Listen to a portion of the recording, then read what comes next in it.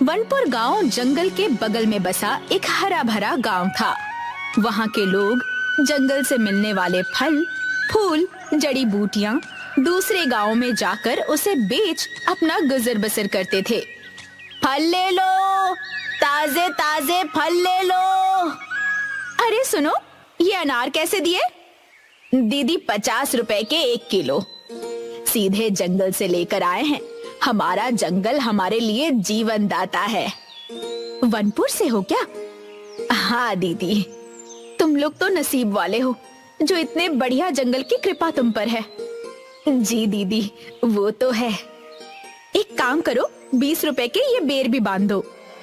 लेकिन गांव का व्यापारी धनसुख लाल एक लालची किस्म का आदमी था। जंगल के पेड़ काटकर लकड़ियां बेचकर व्यापार करता और खूब पैसे कमाता। ये क्या, इतने कम?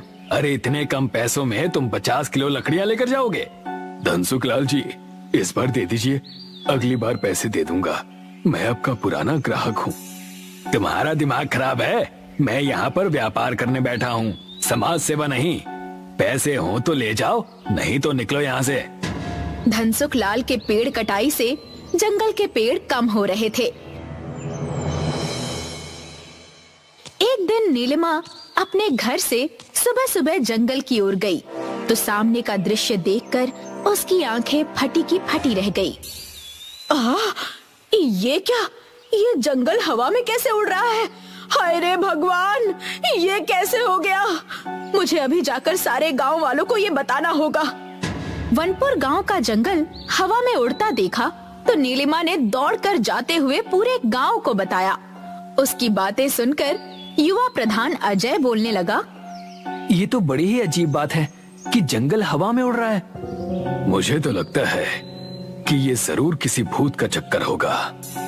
मुझे तो लगता है जरूर किसी ने हमारे जंगल पर काला जादू कर दिया है। अरे अगर जंगल इस तरह से हवा में उड़ेगा तो हम कैसे अपना गुजर बसर करेंगे? कैसे जाकर फल फूल तोड़ेंगे और उसे बेचेंगे? गांव वाले तो मर ही जाएंगे। अजय ने बीच में रोकते हुए कहा, नीलिमा दीदी, आप शांत रहिए, ऐसा कुछ नहीं है। मामला क्या है ये तो वहाँ जाकर ही पता चलेगा। ना बाबा, हम तो वहाँ नहीं जाएंगे, हमें डर लगता है। सारे गांव वालों ने उड़ते हुए जंगल में जाने से मना कर दिया, लेकिन अजय एक बहादुर और पढ़ा लिखा लड़का था जो कि भूत प्रेत जैसी चीजों पर विश्वास नहीं करता था। मैं जाता हूँ, जाकर देखता हूँ कि मामला क्या है। अरे लेकिन जाओगे कैसे? जंगल तो हवा में उड़ रहा है। कुछ ना कुछ तो करना पड़ेगा। अजय और गांव वालों ने एक बड़ी सीढ़ी बनवाई और उसे जमीन से जंगल पर टिकाया। अजय ऊपर चढ़कर जंगल में पहुंचा तो हवाएं जोर से चलने लगी। अरे आज जंगल कुछ अजीब सा लग रहा है, कितनी जोर की हवाएं चल रही हैं। अजय कुछ और कदम आगे बढ़ा तो उसे एक आवाज सुनाई दी। अरे बेटा, तुम्हारा नाम अजय है ना? जी माई, मैं वनपुर गांव का प्रधान हूँ। हाँ, वनपुर गांव के लोगों के लिए तुमने बहुत कुछ किया है। जी माई, बस अपना काम कर रहा हूँ। वनपुर गांव के लोग इस जंगल को काफी पूछते हैं ना, इस गांव के लोगों का गुजर बसर चलता है। लेकिन माई, आप यहाँ अकेली क्या कर रही हैं? बस बेटा समझ लो कि अब ये जंगल मेरा है और मैं इस जंगल की हूँ। मेरे परिवार के लोग अब इस दुनिया में नहीं रहे। इस उम्र में काम कहाँ से करती, तो इसी जंगल में रहने लगी। यहीं खाना मिल जाता है, यहीं पास में मेरी कुटिया है, वहीं पर रहती हूँ। लेकिन तुम्हारे ही गांव का धनसुख लाल, जो कि लकड़ियों का व्यापार करता है, वो तो इस जंगल को तबाह कर रहा है। वो तो है माई, अपने लकड़ियों के व्यापार के लिए वो पेड़ काट रहा है, लेकिन नए पौधों को लगा ही नहीं रहा है। अगर ऐसा ही चलता रहा तो ये जंगल एक दिन खत्म हो जाएगा। मैंने उसे कई बार समझाया है। कुदरत का सारा संतुलन खराब हो रहा है। सही कह रही हो माई, जंगल खत्म होगा तो गांव वाले भी नहीं बचेंगे। तुम लोगों को उस धनसुख लाल को रोकना होगा, नहीं तो ये जंगल इसी तरह हवा में उड़ता रहेगा और गांव वाले बिना जंगल के तड़पते रहेंगे। माई, गांव का प्रधान होने के नाते मैं इस मसले को जरूर सुलझाऊंगा, लेकिन आप मेरे साथ चलिए माई, हमारा गांव आपको संभालेगा। नहीं बेटा, तुम जाओ, बस मेरे लिए इतना करो कि उस धनसुख लाल को समझाओ, नहीं तो ये जंगल खत्म हो जाएगा। अजय ने जब गांव वालों को ये बात बताई तो गांव वाले सीधा धनसुख लाल के घर पहुंचे, लेकिन धनसुख लाल ने नकारते हुए कहा, अरे भाई, अगर मैं अपना काम धंधा बंद कर दूं तो फिर पैसे कैसे कमाऊं? क्या भिखारी बन जाऊं? अरे भाई, काम धंधा बंद करने के लिए कौन कह रहा है? हम तो बस इतना ही कहना चाह रहे हैं कि तुम पेड़ों की कटाई कम कर दो और इसके साथ कोई दूसरा काम शुरू कर दो। जितने पेड़ काटो उसके 2 गुने पौधे जंगल में लगा दिया करो। देखिए धनसुख लाल जी, अगर आप ऐसा नहीं करेंगे तो गांव नहीं बचेगा। आप समझिए, नया काम शुरू करने में मैं आपका साथ दूंगा। हम जंगल में जो जड़ी बूटियां और कंदमूल हैं उसे बाजार में बेचकर अच्छे पैसे कमा सकते हैं। इन जड़ी बूटियों और कंदमूल से औषधियां बनेंगी, इसमें अच्छे पैसे मिलेंगे। अजय के समझाने पर धनसुख लाल के पल्ले ये बात पड़ी तो धनसुख लाल इसके लिए तैयार हो गया। जब अजय फिर से जंगल गया तो उसे वो बूढ़ी औरत मिली। ये जानकर खुशी हुई कि धनसुख लाल पेड़ों की कटाई कम करके नए पौधे लगाएगा। मुझे लगता है अब जंगल को फिर से सामान्य होने में कोई दिक्कत नहीं होगी।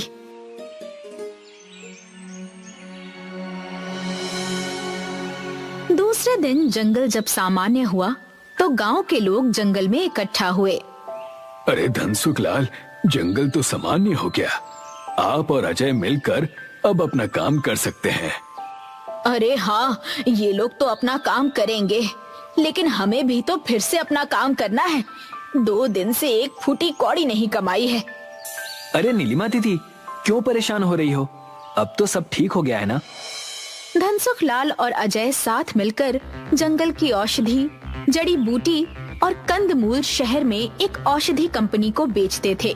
पैसे देते हुए अजय ने कहा, धनसुख लाल, मैंने कहा था ना कि आपकी अच्छी आमदनी होगी। हाँ भाई, जरा देखो तो, ये काम इतना अच्छा चल पड़ेगा, मैंने तो सोचा भी नहीं था।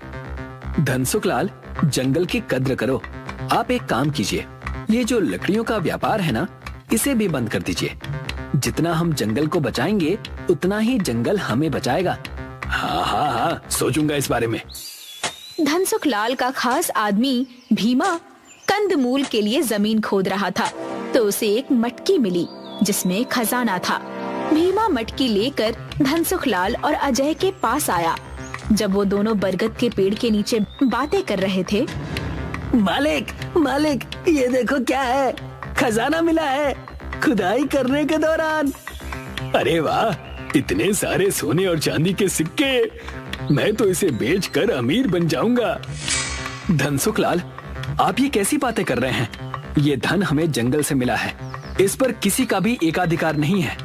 इससे हम जंगल में और ज्यादा पौधे लगाएंगे, गांव की सड़कें, अस्पताल, स्कूल और साफ पीने का पानी, इन सब की व्यवस्था करेंगे।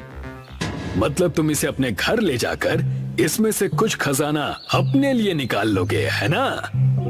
धनसुख लाल जी, ये धन ना मेरे घर जाएगा और ना ही आपके। ये जंगल की अमानत है, इसे यहीं रहने देते हैं। अजय की बात सुनकर लालची धनसुख लाल तब तो चुप रहा, लेकिन अपने घर आने के बाद भीमा से कहने लगा, भीमा, उस मटके के खजाने का विचार अभी भी मेरी जहन में चल रहा है। क्या करूं? करना क्या है मालिक, आज रात ही जाकर उस मटकी को चोरी कर लीजिए। कह देंगे कि चोर ने चोरी की है। किसकी हिम्मत होगी आप पर उंगली उठाने की? उस मटकी को मैं ले लूंगा। आज रात ही वो मटका मैं अपने कब्जे में कर लूंगा। चांदनी रात में जंगल में कुछ हलचल महसूस हुई। धनसुख लाल ने मटकी के पास आकर मटकी में हाथ डाला तो एक सांप ने धनसुख लाल को डस लिया। धनसुख लाल की चीख से पूरे जंगल की शांति भंग हो गई। जंगल फिर से पहले जैसा हवा में उड़ने लगा। ये देखकर अजय जब जंगल में आया तो उसके सामने वो बूढ़ी औरत थी। धनसुख लाल मरा पड़ा था, उसके मुंह से झाग निकल रही थी। ये क्या हुआ? धनसुखलाल को क्या हो गया? वो मर चुका है। उसने इस मटकी का खजाना चुराने की कोशिश की तो सांप ने उसे डस लिया। धनसुखलाल अपने लालच से जीत ना सका। अपने लालच की वजह से उसकी ये हालत हो गई। लेकिन माई, आपको ये सब कैसे पता? ये कहते ही वो बूढ़ी औरत अपने असली रूप में आ गई। अजय, मैं वन देवी हूँ। मैं इस जंगल की रखवाली करती हूँ। मैंने ही ये जंगल को उड़ाकर गांव से दूर किया है। धनसुखलाल जैसे लोगों की वजह से आज जंगल खतरे में है।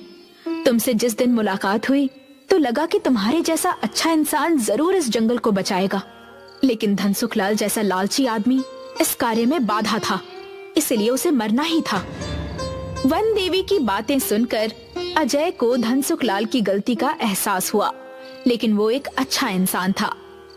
हे देवी माँ, माना कि धनसुखलाल एक लालची व्यापारी है और उसने गलती भी की है, लेकिन देवी माँ, इसमें उसकी बीवी बच्चों का क्या कसूर है? इसके बिना उनका क्या होगा? आप अपनी कृपा करके इसे फिर से जीवित कर दीजिए। मैं वादा करता हूँ कि ये अब इस जंगल से दूर ही रहेगा। अगर इसने ऐसा करने से मना कर दिया तो गांव वालों की मदद से मैं इसे गांव से बाहर निकाल दूंगा। आप इसे जीवित कर दीजिए। वाह अजय, तुम एक अच्छे प्रधान ही नहीं बल्कि एक अच्छे इंसान भी हो। मैं इसे अभी जिंदा करती हूँ, लेकिन इसे तुम समझा देना कि जंगल की कटाई ना करे। जी, मैं ऐसा ही करूंगा। वन देवी के हाथ से निकले प्रकाश किरण से धनसुखलाल फिर से जिंदा हो गया। देवी गायब हो गई। जंगल सामान्य हो गया। उसे जब अजय ने सारा किस्सा बताया तो उसकी आंखों में पछतावे के आंसू थे। मुझे माफ कर दो, मैं अपने लालच में अंधा हो गया था। मुझे पैसों के सिवा कुछ भी दिखाई नहीं दे रहा था, लेकिन मुझे अब अपनी गलती का एहसास है। अजय, मैं आज से ही जंगल कटाई का काम बंद कर दूंगा और जंगल की भलाई के लिए काम करूंगा। धनसुखलाल, ऐसा ही करना होगा, तभी तो हम अपनी आने वाली पीढ़ियों को एक अच्छी दुनिया दे पाएंगे। हमें अपने लालच को छोड़कर इंसानियत के लिए जीना होगा। कर्नाटका के गांव कुरांगिनी में कुछ आदिवासी रहते थे जो हमेशा अपने पितृदेव यानी अपने कुल देवता की सेवा करते थे। उनका मन था कि कुल देवता की पूजा अर्चना करके ही उनका जीवन बहुत अच्छा और बहुत सुकून से गुजरेगा। उनके घर भी हवा में झूलते हुए बने थे। वो चाहते थे कि गैर समाज का व्यक्ति उनके पास ना आए और ना ही वो किसी के पास जाना चाहते थे। हमेशा से खेतों से चावल और दाल और कई सारे फल खाकर अपना जीवन व्यतीत करते। उसी वक्त कुरांगिनी के पास वाले गांव में कुछ बच्चे कैंपिंग करने गए थे। चंदू, मंगलू और कविता। मुझे तो अब तक यकीन नहीं हो रहा है कि मैं हॉलिडे पर आई हूँ। सच कहा। यहाँ हम कुछ दिनों तक कैंप करेंगे और आसपास की चीजें भी ढूंढ निकालेंगे। मजा आएगा। हाँ, और सुबह होते ही हम आसपास के गांव घूमने जाएंगे और देखेंगे कि वहाँ क्या है। कुरांगिनी गांव के पास के कैंपिंग स्पॉट पर तीनों दोस्त आराम करने लगते हैं। सुबह होते ही उन्होंने तय किया कि सारे घूमने जाएंगे कुरांगिनी की तरफ। कुरांगिनी के पास जाते ही कविता ने झूलता हुआ घर देखा और कहा, अरे वाह, ये देखो झूलता हुआ घर। लगता है यहाँ के लोगों को झूला झूलने का बहुत शौक है, इसलिए ऊपर वहाँ पेड़ पर ही घर बना लिया है। कितने गजब की खूबसूरती। पूरा गांव हरा भरा है, ताजी हवा, सुंदरता में तो ये सब देखकर खुश हो रहा हूँ। पता नहीं आगे क्या क्या देखने मिलेगा। लेकिन पता नहीं मुझे डर क्यों लग रहा है। ऐसा लग रहा है कि कुछ अनहोनी होने वाली है हमारे साथ। ओफो, तुम तो हमेशा ही नेगेटिव बातें करते रहते हो। अब चुप भी करो और यहाँ का नजारा देखो। कुरांगिनी गांव के आदिवासियों ने उन्हें घेर लिया, जो दिखने में डरावने और खूंखार लग रहे थे। इन्हें देखते ही तीनों दोस्तों की सिट्टी बिट्टी गुल हो गई। कौन है आप लोग और हमसे क्या चाहते हैं? अरे, हमेशा शहरी लोगों को हम यहाँ आने से रोकते हैं। तुम लोगों को कितनी बार समझाया है, हमारे गांव के आसपास भी नजर मत आना, लेकिन फिर भी तुम नहीं समझते। अब तुम्हारी खैर नहीं, तुम्हारा हिसाब हमारे गांव के देवता करेंगे। ले चलो इन्हें। आज हमारी देवी ही बताएंगी कि इनका क्या करना है। अगर तुम यहाँ से छुटकारा पाना चाहते हो तो तुम्हें हमारी शर्तें माननी पड़ेंगी। क्या करना होगा? हमें सारी शर्तें मंजूर है। तुम्हें हमारे गांव की सभ्यता और परंपरा में रहना होगा। प्रकृति की सेवा में अपना मन, धन सब त्यागना होगा। इतना कहकर प्रकृति की देवी वहां से चली जाती है। तुमने सुना? जैसे हमारी देवी ने कहा वैसे ही तुम्हें करना होगा, नहीं तो हमारी देवी नाराज हो जाएगी। अब से तुम कुरांगिनी के निवासी हो। तुम्हें हमारे नियम और कायदे चलाने होंगे और हमारी देवी को खुश करना होगा। क्या आप हमें समझाएंगे कि हमें करना क्या है? हंसते हंसते हमारे रास्ते बंद हो गए और अब ये नया तमाशा आ गया है। जल्दी बताओ हमें क्या करना है। मैं जिंदगी भर के लिए तैयार हूँ। जैसा हमारी देवी ने कहा वैसा ही तुम्हें करना होगा। हमारे तौर तरीके तुम्हें अपनाने होंगे। सारी शहरी चीजें तुम्हें फेंकनी होगी। कविता, मंगलू और शैलेश के पास कोई चारा नहीं रहता। उन्हें उनके तौर तरीके आजमाने ही पड़ते हैं। हमने तुम्हारी सारी व्यवस्था झूलते हुए घर में कर दी है।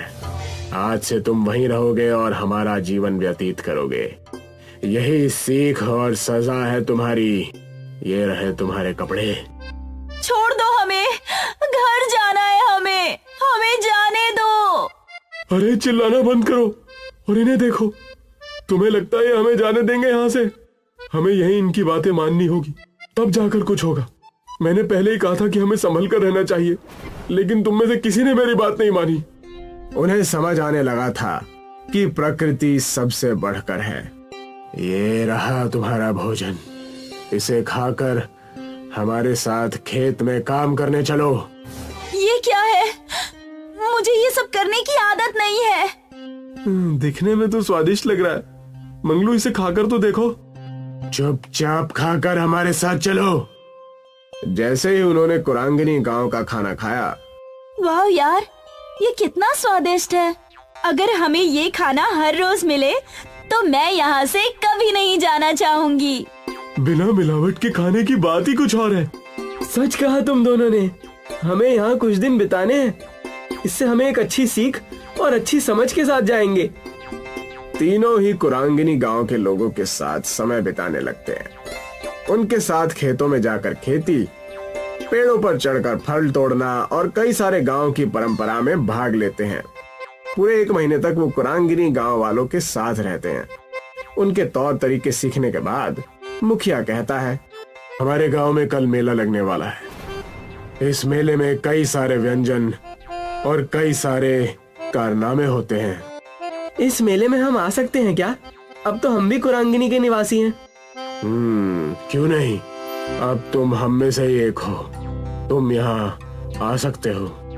अगले ही दिन तीनों मेले में जाने के लिए तैयार हो जाते हैं। वहाँ पर कविता के माँ बाप कविता को ढूंढते हुए आ जाते हैं। कविता की माँ रोने लगती है। कहाँ थी मेरी बच्ची? हमने तुम्हें कहाँ कहाँ नहीं ढूंढा। इन लफंगों के साथ हमें पता था कि तुम किसी मुसीबत में हो। कुरांगिनी गांव के लोग कविता के पिता की बात सुनकर डर जाते हैं। तब कविता कहती है, लेकिन पिताजी, इसमें इनकी कोई गलती नहीं है। मुखिया जी ने अपना कर्तव्य निभाया और हमें एक बहुत अच्छी सीख दी जो कोई स्कूल या कॉलेज हमें नहीं दे पाता। इस गांव में आने के बाद हमने हमारी प्रकृति के बारे में जानने का बड़ा अवसर प्राप्त किया। हमें पता चला कि हमारी दुनिया से बढ़कर भी कुछ चीज है। मैं शुक्रगुजार हूँ इस कुरांगिनी गांव और यहाँ के लोगों का जो हमें यहाँ आने का मौका मिला। सब कुछ सुनने के बाद मुखिया कहते हैं, देखा हमारे साथ रहने का नतीजा। मुझे गर्व है तुम तीनों पर। हमें तुम्हें यही सिखाना था। मुझे तो तुम तीनों पर नाज है। प्रकृति देवी की शर्त पूरी होती है। अब तुम यहाँ से जा सकते हो और अपना सामाजिक जीवन बिता सकते हो। कविता, मंगलू और शैलेश वहाँ से खुशी खुशी जाने लगते हैं। हम आप सब से मिलने साल में एक बार जरूर आएंगे और शहर जाकर लोगों को प्रकृति के बारे में सतर्क करेंगे।